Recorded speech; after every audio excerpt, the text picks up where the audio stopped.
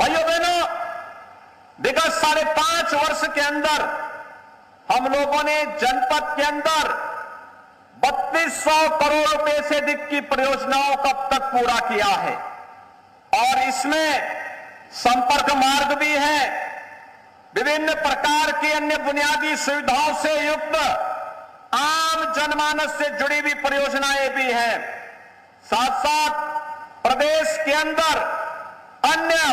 वे तमाम कार्यक्रम भी हैं जो जनपद को एक नई ऊंचाई तक पहुंचाने के लिए आज आवश्यक है और उसी क्रम में आज मैं आप सबको इन्हीं सब योजनाओं के साथ जोड़ने के लिए आपके बीच में यहां पर उपस्थित हुआ हूं। भाइयों बहनों, हम सब जानते हैं पिछली सरकारें किस प्रकार का कार्य करती थी। स्वयं के हितों के लिए योजनाएं बनती थी, पैसा सरकार का, लेकिन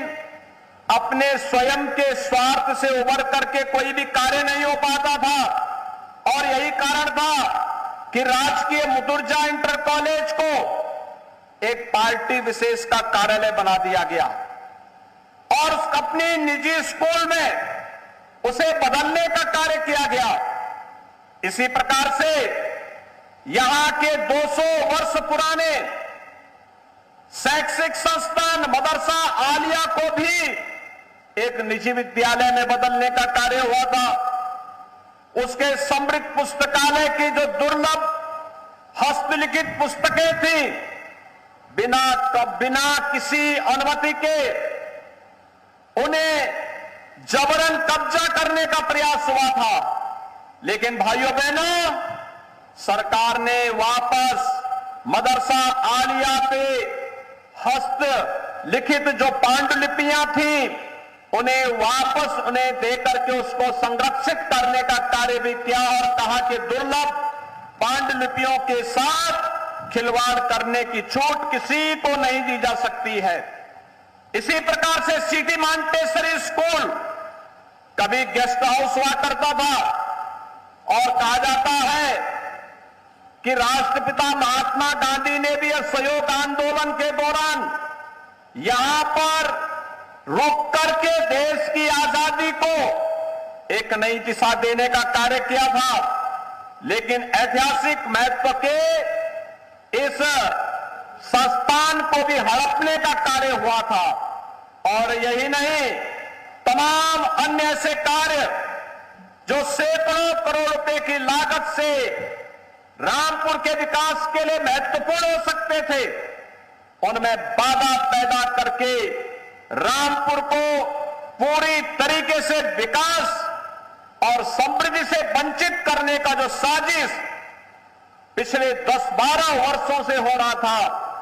उन सभी साजिशों को बेनकाब करने के लिए ही मैं बार बार रामपुर आता था आपका आह्वान करने के लिए कि हम बर्बाद न होने दें, आने वाली पीढ़ी को हम अपने आप को कोसने के लिए न छोड़े, बल्कि अगर कोई गलत कर रहा है